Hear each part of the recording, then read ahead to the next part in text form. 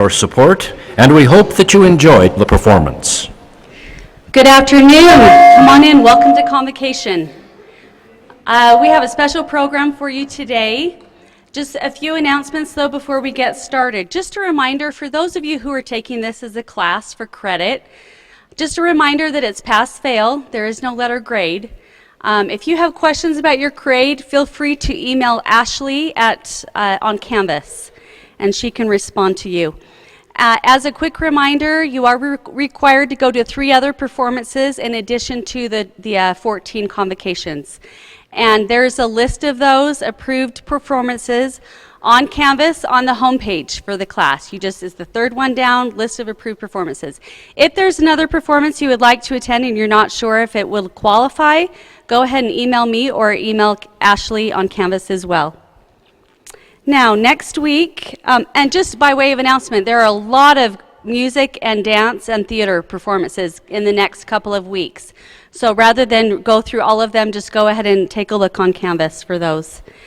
Next week, as a reminder, we won't be having class. We wish you all a very happy Thanksgiving and safe travels to wherever your destination is. And then when we return the following week, we'll be pleased to have a concert given by the Snow College Horn School of Music, as well as the dance ensemble. So that will be 2 weeks from today. Now, we get to welcome our special guest speaker today. We have Sergeant Kevin Briggs, who is joining us. He's also known as the guardian of the Golden Gate Bridge. He's a retired California Highway Patrol officer. And over the course of his 23-year-long career, Briggs has intercepted upward of 200 suicide attempts from the Golden Gate Bridge into the San Francisco Bay. Of those 200, only 2 have succeeded in committing suicide. In May 2013, the American Foundation for Suicide Prevention recognized the California Highway Patrol with a Public Service Award in suicide prevention. Sergeant Briggs accepted the award on behalf of the California Highway Patrol. Then in November of 2013, NBC News chronicled Briggs and reported on his then impending retirement. And now since his retirement, he has been focusing his work on suicide prevention, and he travels all over speaking to groups about that topic. He's also a veteran of the United States Army. Also, if you would like to hear more of Sergeant Briggs, he will be speaking tomorrow evening at 7 o'clock at the Sevier Valley Center in Richfield. He'll be accompanied by Kevin Hines, who will also be speaking. He's a suicide survivor.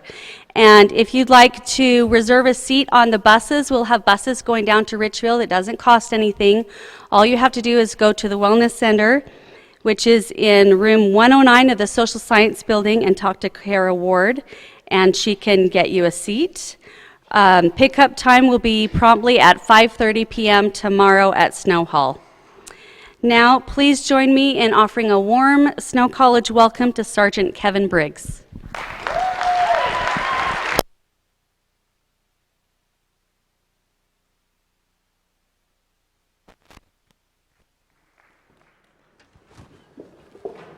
Good afternoon, everyone.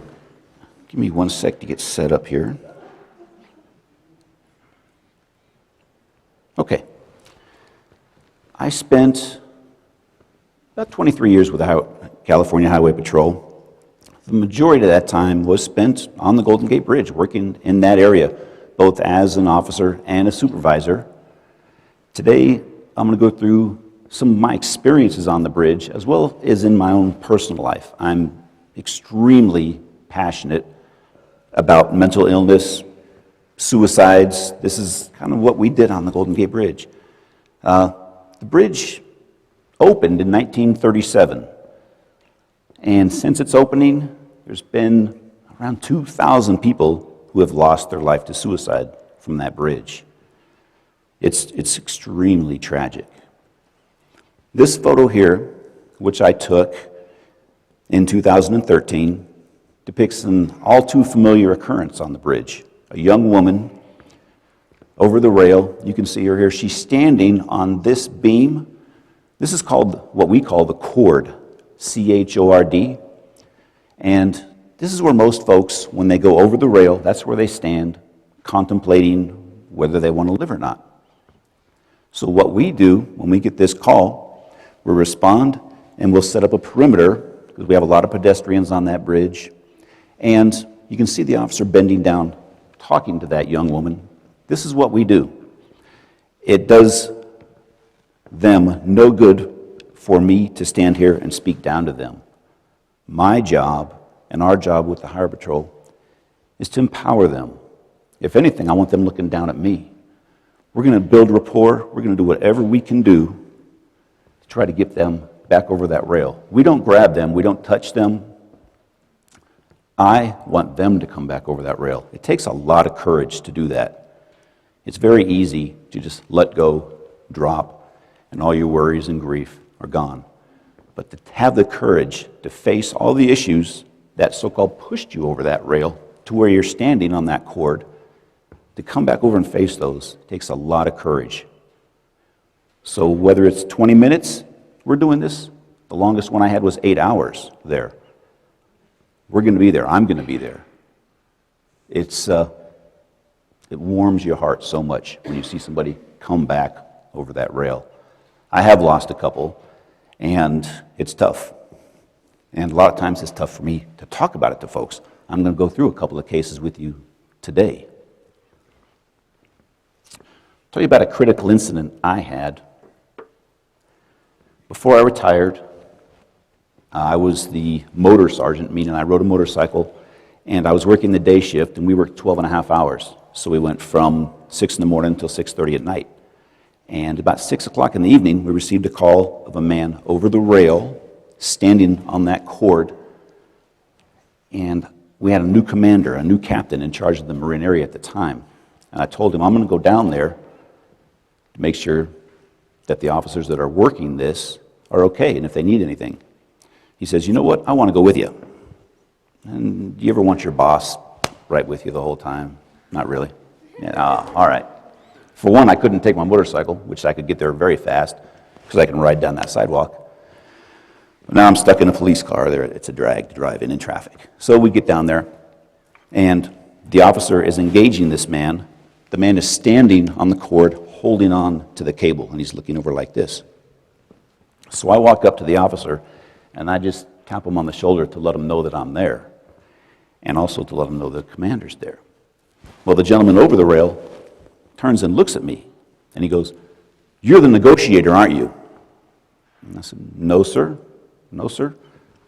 I'm just here to help, whatever we can do to get you back over here.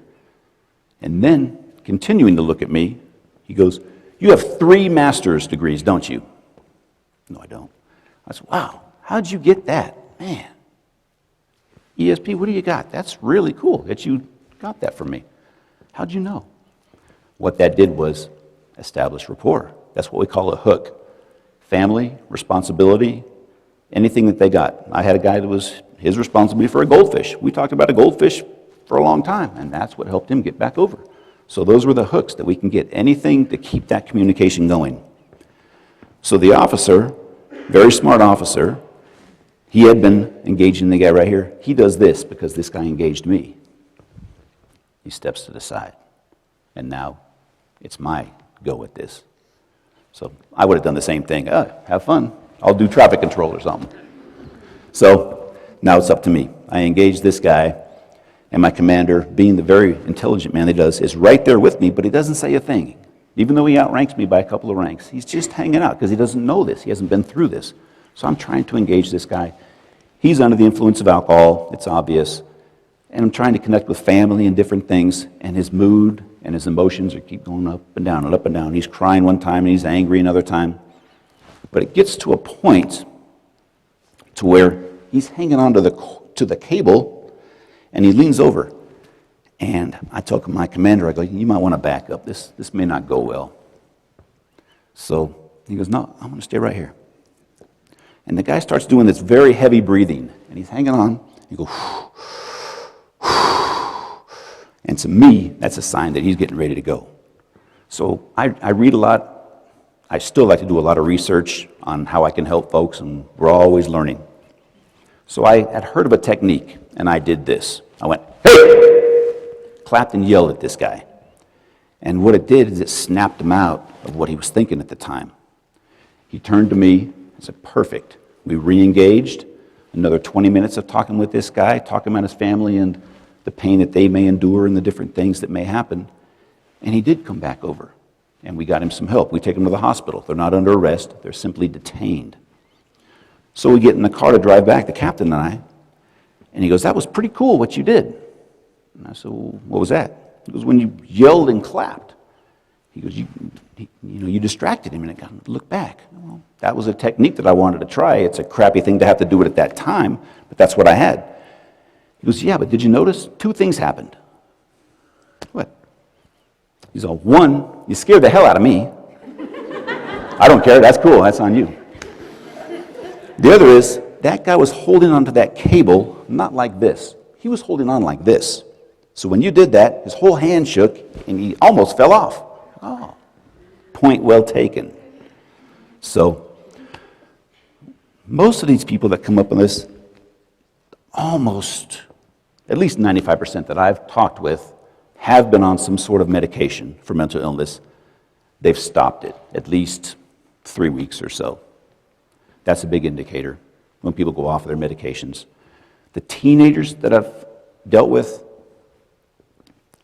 most of the time, we don't even get a chance to talk with them. They come right up to the bridge and they're gone. Extremely tragic, very tragic.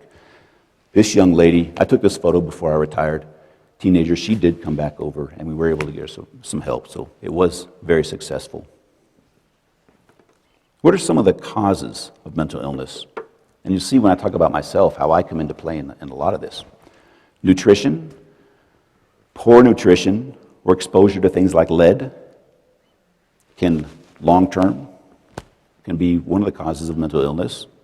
Environmental, and this applies to all of us, forced life changes, going away to school, having a loved one die. A big precursor to suicides is a family member, so-called committing suicide. For the kids, the young adults, boyfriend, girlfriend, losing that. Maybe you didn't make the team. Maybe you were flunking a class. I debated talking about this last night and what I would say about it. I'm going to tell you this. When it's happening to you right then, it's a huge deal. I'm going to tell you, so what? You lost a boyfriend, you lost a girlfriend, you're gay, I don't care.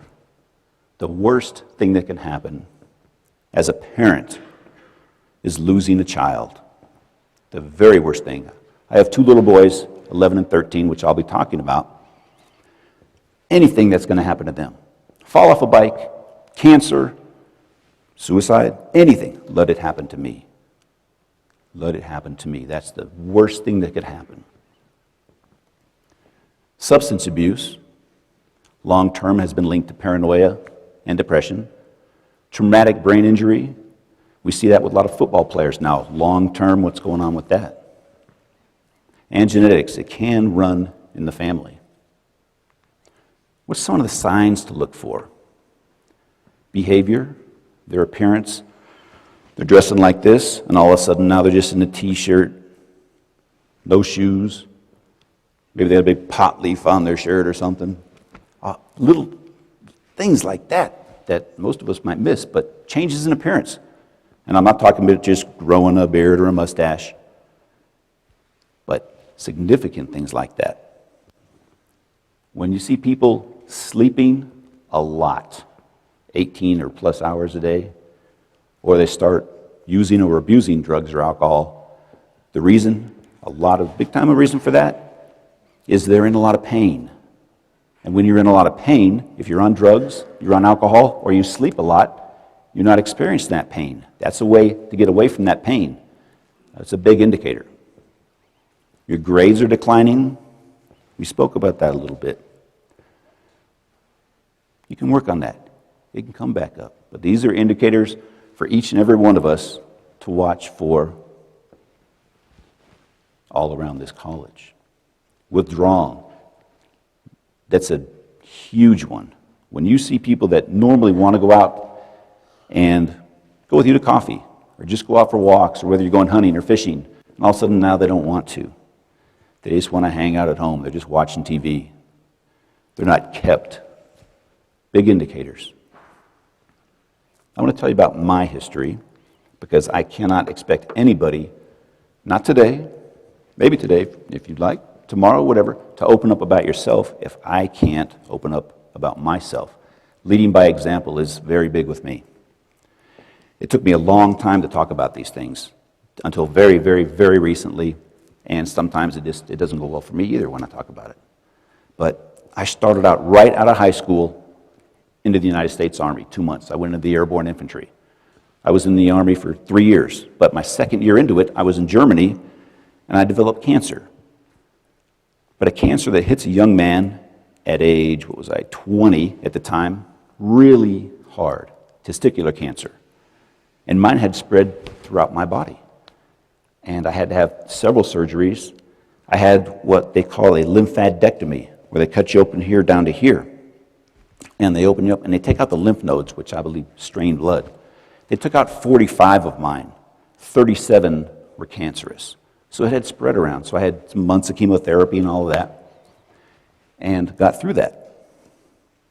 When I was 26, my mother, at just age 49, developed cancer from smoking, lung cancer, and she passed away. She passed away right at home in front of us with the family gathered around her, and I closed her eyes.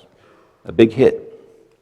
When I was 38, I was on my motorcycle way out on the coast going towards the beach, and another motorcyclist came around a corner way too hot. I had some cars ahead of me and behind me, and he hit me head on. And I was going around 45, he was going around 65. We had no braking there. And hit me so hard that my whole duty belt, we carry the handcuffs and the extra ammunition and the pepper spray and everything else, just exploded. Everything went all over. I remember a gentleman, they put me in a car, somebody's convertible. They picked me up and put me there, and I woke up for a second, and he's holding on to my revolver. And he goes, "Here you go." And this is where my big empathy for folks involved in accidents really occurred, because I was numb from head to toe. Couldn't feel a thing. I didn't know what was going on. I didn't even know what happened. So I just drop it. He could have taken it. I don't know. Whatever he wanted to do, I was just completely numb and out of it. They took me out into a field, and they had a helicopter come and get me. And I know from working in Marin many years, we have this huge coast area that we cover, very rural, that when the helicopter's coming to get somebody, they're messed up. They don't take you for a head cold on a helicopter. So they come and land, and I kept telling them, what's wrong with me? Did I lose a leg? And the head messed up? What? Nope, they wouldn't tell me a thing. And being a motor rider, you wear these big fancy boots up to here. I hated them. Absolutely hated those things. You have to walk stiff, and they're very expensive. They're very expensive. But I do remember telling them, because they want to cut you all off. Here I am in my underwear, in a field, surrounded by all these people. Very glorifying. But I told them, do not cut my motor boots. I do remember saying that out of these guys. So they flew me to the hospital, had several months off for rehab for my shoulders, had a little operation on the elbow, got through that. I promoted to sergeant in 2008. I started in an area very close to Oakland, California, just south of that. A lot of gangs, a lot of shootings, a lot of violence. I promoted back into that area. And when I did, I was in charge of 10 to 15 officers at a time working a graveyard shift by myself. It was tough. It was hard. And that stress all built up on me. And I started feeling this strain coming all the way down into my thumb. But it was maybe only a quarter inch. It wasn't the whole thing. You hear these things, if you have a stroke or a heart issue or something, you're going to get these pressures and all this. It wasn't that. It was just a little piece going all the way down into my thumb. Didn't really think much of it. But when I would try to sleep at night, it felt like a lot of acid trying to come up on me. So every time I laid down, it would get worse. So I did 3 days of all these symptoms going on. Finally went to Kaiser, to the doctor. And I tell him, so they put me in the bed and they do an EKG. Comes out great. Perfect, fine, no issues. He goes, oh, well, you'll probably be out here in about 10 minutes. I'm going to take a blood test and you'll be gone. He goes, we don't know what it is. Typical. So, do the blood test. He comes back in 10 minutes and he goes, something's going on with your heart. He goes, we don't know what it is, but now I'm really worried. So I had the cancer and all these other things, and now I got a heart issue too. So they sucked me up. I spent 6 days in the ICU, 3 heart operations, 3 stents put in my heart. I'm telling people that I'm 51. If I make it to like 65, 70, I'm getting all this crap done right now, so I'm going to be good, right? I'm going to be squared away. A year later, after these heart issues, many law enforcement folks, unfortunately, there's a high divorce rate. And I did get a divorce. My ex-wife was from Japan. She had been working in San Francisco when I met her. And we had 2 little boys. Right now they're age 11 and 13. And this really hit her hard because in Japan, this doesn't occur so much. So she wrote a suicide note to each boy, which I found, and then looked up on the computer how to load a gun. And these, of course, this devastated me. The divorce is bad. We're just not getting along. It's not happening. But to see that, so when I would go to work, I didn't know what I would come back to. Is this going to be a scene where both kids are taken out and then taking herself out? I didn't know what was going on. So all these things, coupled with the jobs that I had.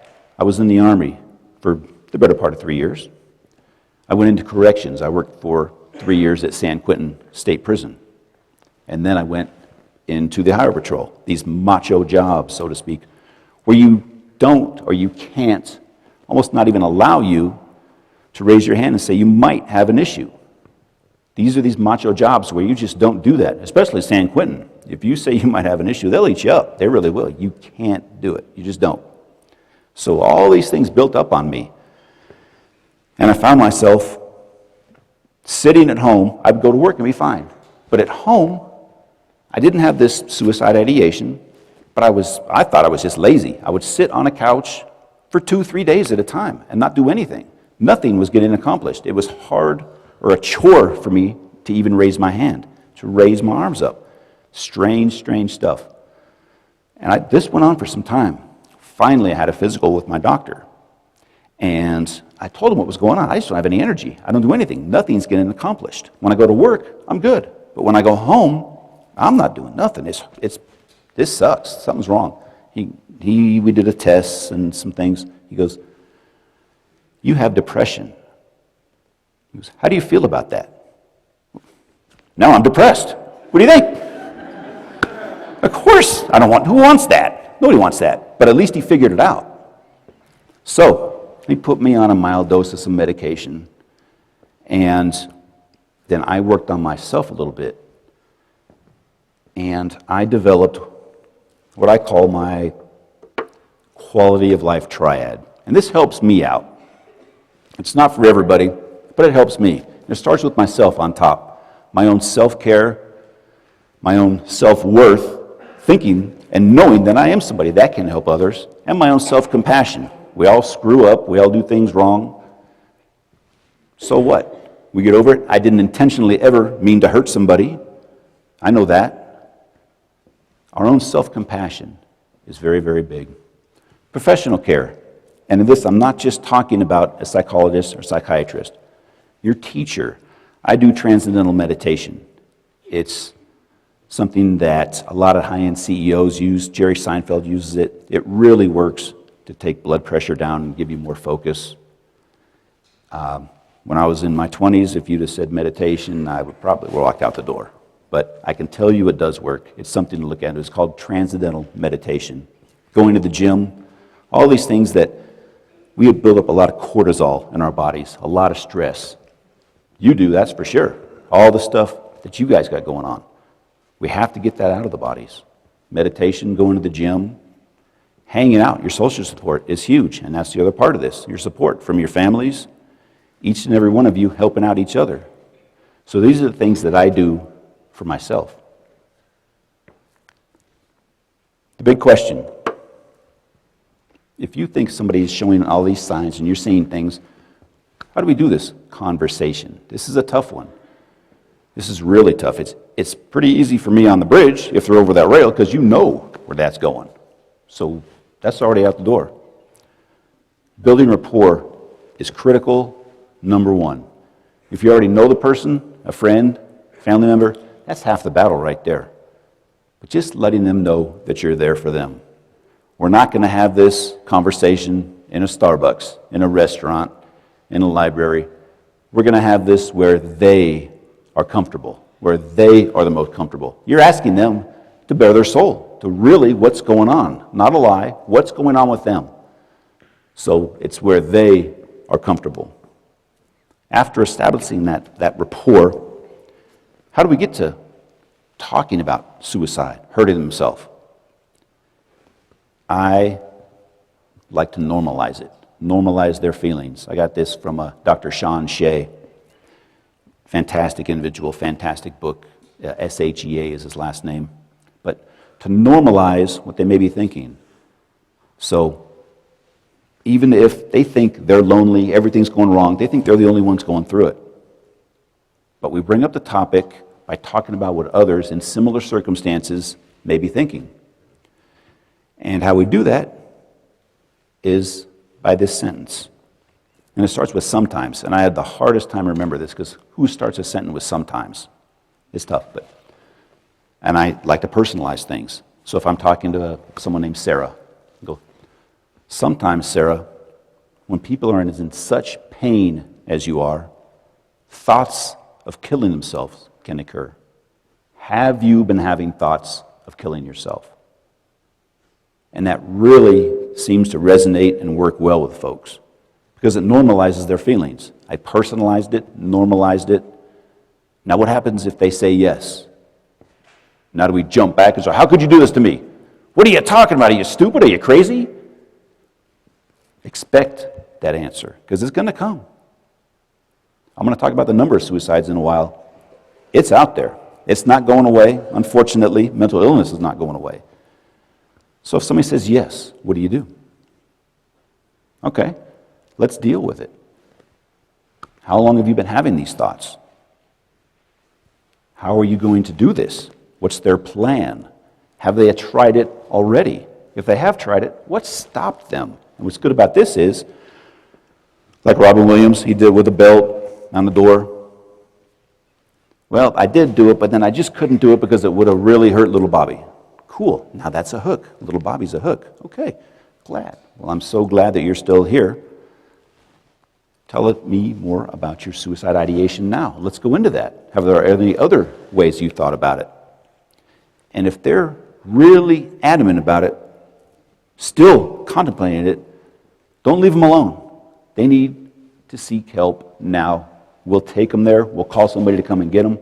If you have to call the police, we are getting a lot more training now on how to handle these. It's not the direct approach, stand up, put your hands up, we're putting a gun on you. It's not that, and I would hope it's not that. We have a long way to go as officers, but I think we are getting much better. But we are here to help. But don't leave them alone. Let me take a drink of water before I tell you about my little boy. So I have a 13-year-old, 2 boys, and by the way, the ex-wife is doing well. They're all doing good. I am very fortunate now to be traveling all over and talking about this. So just 3 months ago, I think it was, I was coming back from a trip, and I had just landed at San Francisco Airport, SFO, turn on my phone, and there's a message, voicemail from my youngest, who's 11, Travis. I said, that's cool, he's welcoming his dad home. But I listened to it, and he goes, Dad, you need to get here quick. Kevin just broke an iPad, and he's out in the backyard, and he says he wants to kill himself. And Kevin is Kevin Jr. I call him baby boy, and he's the 13-year-old. So, all right. So I start working my way up there. You never know what they're going to say. I get a text on the way up, and I look at it, and it's from Travis, the young one. And he goes, Dad, when you get here, don't be mad. Say nice words to Kevin. This is from a little 11-year-old. This guy's more mature than I am, I think. So I get up there and go into the backyard. Kevin's out there, completely dark. He's just pacing. I put my hand on the shoulder, and I go, hey, baby boy, what's going on? He immediately breaks down, and we go sit outside for at least half an hour, maybe 45 minutes. And he's telling me about all sorts of things, very honest about what's going on at school, because I am pushing him for the good grades. But I didn't think I was pushing it that hard, but apparently I was. So I made it very clear, and I'm sure your parents will feel the same way.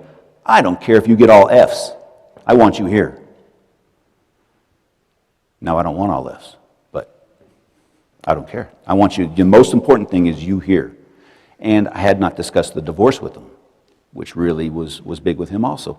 He was getting pressured by some friends to do drugs and stuff. All these things that kids go through. I said, all right, that's a lot. Come and tell me, man. So I learned a lot that night. So I'm out talking about this all day long every week, and it's happening in front of me in my house. I really beat myself on this because I should. I need to take care of my own. How can I expect to take care of anybody else if I can't take care of my own? So we decide to go to a psychologist. Set up the appointment. I take him up there. We get into the room. I ask baby boy and the psychologist separately, do you want me in the room? They both say yes. Cool. I go in. We're sitting there. And I tell the psychologist what I do now and what my history is with suicides and mental illness and all this. So there may be some suicide ideation with my kid, and I want him to be aware of this. Great. So psychologist starts talking to little Kevin, and he goes through all the first initial phases and everything, building a little bit of rapport. And then he comes up, and he looks at Kevin, and he goes, well, you're not suicidal now, are you? And I'm thinking to myself, boy, that's a pretty crappy way to ask that question. For one, you just answered it for him, because you're not going to have a little kid, after you said that, are you, like this, going to say, well, yes, I am. He's not going to do that. Then, the kicker, he turns to me and looks at me and he goes, did I cover all the bases? Now, when I talk about establishing rapport, this guy just completely lost everything for me. We had a chat afterwards, and he didn't know. He didn't mean to do this. He wouldn't do it on purpose. We stayed with him, and Kevin is doing much, much better. But I want to share with you what we had in California was an Assembly Bill 2198, that would require licensed psychologists, educational psychologists, anybody in the mental health field pretty much, to receive suicide prevention training in suicide assessment, treatment, and management. This was vetoed by the governor on September 18th. Now, you think that would have been great for this individual? Would have been fantastic. These are the things that we look at. This guy didn't mean to do this. He has all this training, but he didn't have the training in that so much, or not much training in it. As you're looking at this slide, I've got a simple math problem for you with you as a bus driver. You don't need pen or paper, pretty easy stuff. The bus travels 3 blocks, picks up 1 person. Travels 2 blocks, picks up 2 people. Travels 1 block, picks up 3 people. So if you got 6 blocks that bus traveled, and 6 people that bus traveled, you're correct. Now, without blurting it out, if you just raise a hand or something, if I can see you, how old is the bus driver? Anybody? Anybody can blurt it out then if you don't know. My first sentence I said was, you are the bus driver. It's your age. That is the listening part of this. And I'm still working on it. We do this all the time, because when you're in here, somewhere way back in my mind, even if I'm speaking here and talking, there's something way back there telling me all the things I have to do tomorrow and everything else. This is our listening dilemma. What we do as negotiators, I happen to have the honor and the privilege of going through the FBI crisis negotiation course and then actually teach suicide with them when they're out in the Bay Area by San Francisco. And this is one of the great benefits that I've been doing, but they have names for everything, so it's kind of cool. High emotions equal low rational thought. And you see that anytime you've slammed your finger in a car door, you burned your hand on a stove, whatever you did in those first initial seconds, whether you beat the hell out of that car door because it wasn't you that did that, slammed your finger, the car did it. I've done it many times. Whatever you did in that few seconds is a lot different than you did a half an hour later, or what you thought in those first few seconds as you're thinking a half an hour later. That's your high emotions and low rational thought. What we try to do is stretch that time out with our active listening skills, our minimal encouragers, just being there for those folks. If we can stretch that time out, allow those emotions to calm down, then we can allow for some more rational thought, and we can dig into that a little more and hopefully get that back over. What prevents or stops people from talking about this particular subject? This is me all over. This has me everywhere. Denial. A person and people around them deny that something's going on. No, they're fine. There's nothing going on. They're all right. It's just a bad day. Shame. Embarrassment. Fear of loss of friends. Loss of a job. This still occurs. These types of things. Avoidance. A person and people around them thinking that this problem is going to go away with time, but it does not. Generally, it can get worse.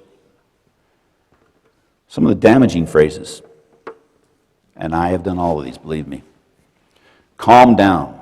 If you have someone that's highly emotional, maybe you can all relate to this, and you tell them to calm down, they jump down your throat. Nobody likes to hear that when you're really upset.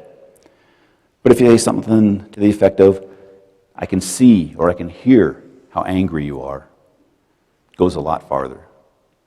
You should. I have a sister that tells me this almost every day, and it really wears on you. You should go here. You should take the boys there. You should do this. You should do that. Shut up. Drives me up the wall. How about, have you tried this? Is a much better way of saying that.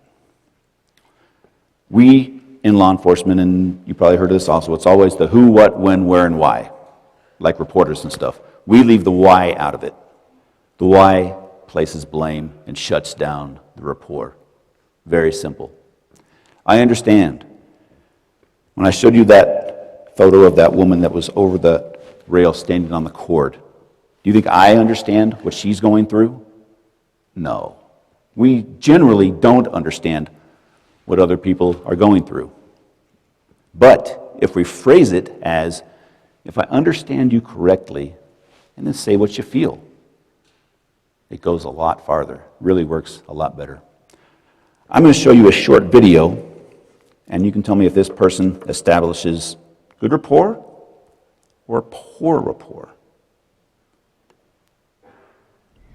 It's just, there's all this pressure, you know? And sometimes it feels like it's right up on me, and I can just feel it, like literally feel it in my head, and it's relentless, and I don't know if it's going to stop. I mean, that's the thing that scares me the most, is that I don't know if it's ever going to stop. Yeah. Well, you do have a nail in your head. It is not about the nail. Are you sure? Because, I mean, I'll bet if we got that out of there... Stop trying to fix it. No, I'm not trying to fix it. I'm just pointing out that maybe the nail is causing... You always do this. You always try to fix things when what I really need is for you to just listen. See, I don't think that is what you need. I think what you need is to get the nail See, you're out. not even listening now. Okay, fine. I will listen. Fine. It's just, sometimes it's like, there's this achy, I don't know what it is. And I'm not sleeping very well at all. And all my sweaters are snagged. I mean, all of them. That sounds really hard. It is. Thank you. Ow! Oh, come on. If you would just... Don't! Try to see things. Thank you. I like that one myself. I actually got this from another negotiator who's up in Oregon, really good guy, named Troy King. And I said, can I use that? You gotta have something kind of humorous in there. It's a dismal topic. It's extremely important. But I'm going to tell you about this man here. Jason Garber is his name. He's 32 years old, lived in New Jersey.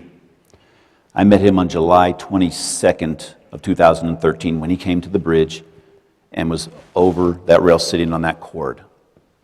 He had actually come to the bridge 3 times, flown out 3 times from New Jersey. Kind of a little guy, 5'6" or something, extremely intelligent. College graduate, poet, writer, extremely intelligent, very articulate. And when I tell people, law enforcement this, especially beat cops, because they're thick-headed, I was one for years, but I tell them this, I go, well, if he's so smart, what the hell is he doing over the rail? That's mental illness. That's what it does. When I got there, I was the first CHP officer there. There was already a Golden Gate Bridge employee talking to him. And if a rapport is already established, I'm not going to butt in. I don't care who it does, whatever they want. Whether it's black, male, female, gay, whatever it is, whoever establishes rapport, that's what we want. There's no glory in this. It's not Kevin Briggs saved somebody. It's them coming back over the rail. They save themselves. Anyway, this guy, Elpidio Rocha, was a Golden Gate Bridge officer, 55-ish years old, doing a great job. Empathy, doing a fantastic job. Jason was sitting on that cord that I showed you, so he's really down low, straddling it. Jason talked about his depression, how he couldn't be diagnosed properly, all his years of all these different types of things that was going on in his life. And it went on and on. And he had a phone with him. He was getting texts and phone calls the entire time. Before he left from New Jersey, he sent out emails to all his friends that would go to them about the time he thought he would be on the bridge. So he was getting all these texts and emails, and he would cry, and then he'd laugh, and he'd look at these. And we talked about all sorts of things, sports, whatever we can connect on. But it came to a point to where Jason asked us if we knew the story of Pandora's box. And we said yes. In Greek mythology, Zeus created Pandora, sent her down to earth with a box, and said, never, under any circumstances, open that box. Of course, one day Pandora does open that box. Out flies all sorts of evils and sorrows and things against man. The only good thing to come out of that box was hope. Well, Jason says, when I open that box, hope isn't there. And I had never heard this like this before. This guy was amazing. And he stumped me. I didn't know what to say. I can be kind of a chatty Cathy. You need to be in this, but you also need to step back and listen. But I stood there and I didn't know what to do. And I'm looking at him right here. And I was thinking, man, what could I tell this guy? It was just a few seconds. And in that time, I'm right here and he's looking like this. He straightens his back and I see a tear come down his eye and he leans to his right and he's gone. And I have had people that have jumped on me. It's just the way it is. I thought we were doing okay with him. He was determined though. He said, logically, he needs to go. Emotionally, he needs to come back up and be with us. He was very intelligent. He just couldn't handle the pain and what was going on with him anymore. So he goes. And I was stunned. I wasn't really ready for that. I've had people shake my hand and then jump. And it's tough. So I stood there. I was like, the hell just happened? And we have the Coast Guard that's been standing by because we've been there about an hour. They pick him up. As I'm standing there a few minutes, a gentleman comes running up to me and he goes, officer, because there's a body in the water. Remember I tell you about emotional control and all that? I didn't have emotional control right then. So I kind of swore at this guy and said some stuff. What the hell do you think I've been doing for an hour? Of course there's a body in the water. I saw him hit. He goes, no, another one. And we were dead center of the bridge, mid-span, when this occurred. Up at the North Tower, another person had jumped at that same time. So we responded up there. And we have these flare markers that we throw out. And even though the Coast Guard was right there and I saw Jason hit and I saw his body, I still want a flare marker thrown out because those waters are treacherous right there. And I want that body found. It's important.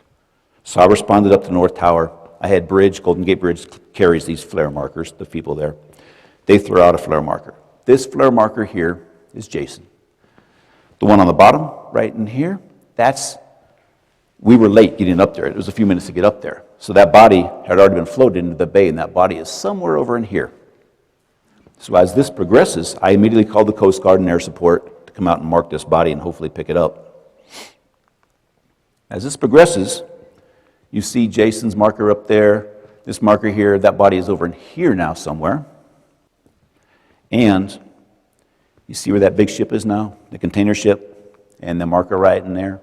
It ran over that body and it was never recovered. So we lost 2 that day. An hour and a half prior to these incidents, another person had jumped off of that bridge. That's 3 in one day. Last year we had close to 60. It's only announced as, I think, 46. But the county coroner only counts a stat, which I hate that term, when a body is recovered. So between the fog and everything else, we had close to 60 last year. I went back to the office. I had Jason's cell phone, his identification, a suicide note. I was pretty damn sure that was Jason. I wanted to notify his parents back in New Jersey. Typically the coroner does this, but they would have done it in a day or 2. I wanted to do it then. It was the only right thing to do.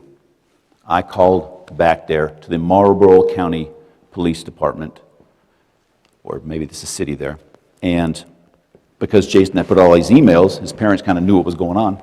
His father was at the police station, so he found out there.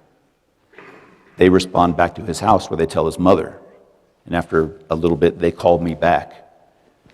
And nobody's good at these death notifications, but this was really tough because I could hear people like screaming almost in the background, his mother. It was tough. It was very, very, very difficult. And I knew I would get these things blaming me on it. That's just what happens, because people are angry. They don't know what happened. So I'm getting it blamed at me, and you got to take it in. That's the way it goes. We talked for quite some time, and I went home. I had to keep everything together, myself together, because I was a sergeant. I had these officers going around. So when I went home, though, I was a mess. I was just a mess. But that very next day, I got a call from their family rabbi from New Jersey. And we talked for half an hour, 40 minutes. And he said to me, Kevin, if you ever stop feeling like you do right now, get the hell out of that business because you're not doing anybody any good. And it really helped me. It really did. But also to think that his parents had their rabbi call me up. They lost their son. They're having him check on me.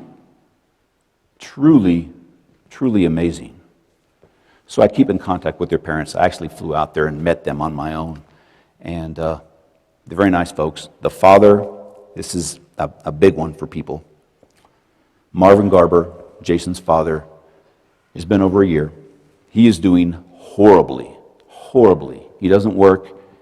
He sits at home virtually all day and looks at all the writings Jason had did. He was a poet and a writer. Looks at his writings, looks at photos of Jason, and that's it. That's it. This has just taken his life away. I truly believe, being in this business, that if Jason didn't have a sister, Mr. Garber, a daughter, I don't believe he would be here either. This is the impact that it does to folks. This is what I want people to see. One suicide can lead to another. This hits folks really hard. Breaking the stigma of mental illness. Education and an open mind is all we can ask for when we go and talk about this. This word stigma, the extreme disapproval of a person or group that distinguishes them from other members of a society. That's what it said in the dictionary. Pretty brutal. In ancient Rome for a time, suicide was illegal because if you so-called committed suicide, you could no longer pay taxes. It's changed. It has changed. I want to tell you a little bit about a guy named Kevin Berthia. That's me. This picture was taken by a news chopper way out in the San Francisco Bay. I got a call of a man on the bridge. He was actually on the sidewalk when I saw him. Matching his description, I rode down on my motorcycle. When I saw Kevin, he was on the phone on the other side on the sidewalk. When he saw me, right over. And this was around a tower. So instead of having that big 32-inch beam, all that's around the towers are those little pipes that he's standing on. That little bitty pipe. So when he went over, I thought he was gone. I had to run up there real quick. Oh, he is still there. I was with him for about 90 minutes, and I had to stay farther back from him. He wouldn't allow me to come close, and nor do I even go close. I ask permission to do everything. It empowers them. So finally, he allowed me to come up and speak with him. Out of that 90 minutes, I spoke for maybe 4 or 5. I just listened, and he dumped everything on me. He's looking for somebody to listen to him. His years of depression, his abandonment by his real mother, all these things. He had stopped his medication. He was looking for somebody to listen to him. Turn off my cell phone, my radio, I'm yours. And I just sat there. I'm not looking at the pretty girls. I'm not looking at the porpoises in the bay and all this other stuff. I'm looking at him. Me and him. He and I were making a connection. He decided on his own that day to come back over that rail and give life another chance. It's a very, very difficult thing to do. There's shame involved and everything else. We covered his head because so many press were around him, people, that we covered his head. And he really remembered that and thanked us for it. I had forgotten all about it. We met 2013 for the first time, and this happened in 2005 when this incident was. We met in New York in 2013 at the American Foundation for Suicide Prevention, where we both presented. And this is him today. He's doing very, very well. Very, very well. All this is because somebody listened to him. There's no magic in this. It's one person being there for another, listening. That's all it is. Remember when I spoke about your self-worth and self-compassion?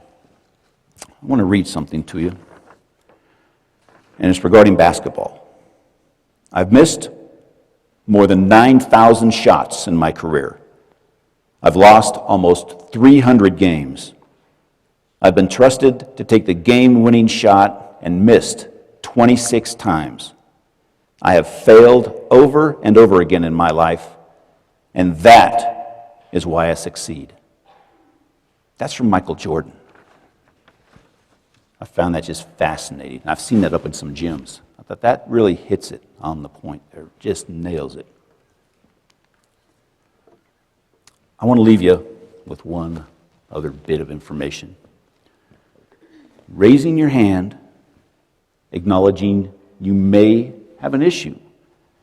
You have a lot of stress, you have a lot of anxiety. That's very hard to do. It's hard to raise your hand and say, man, I got some issues, I need to talk. But I can guarantee you, because I'm a product of it, that not raising your hand, living with all that stress and all these issues, is even harder. Way harder. Ladies and gentlemen, thank you very much for your time.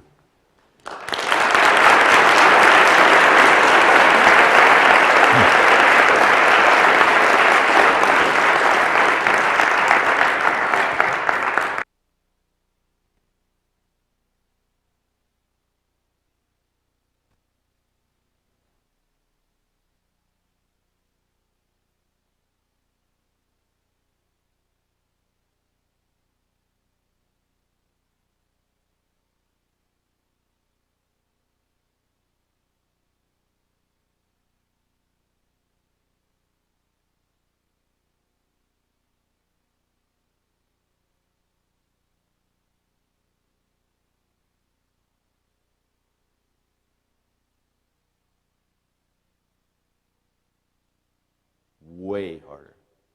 Ladies and gentlemen, thank you very much for your time.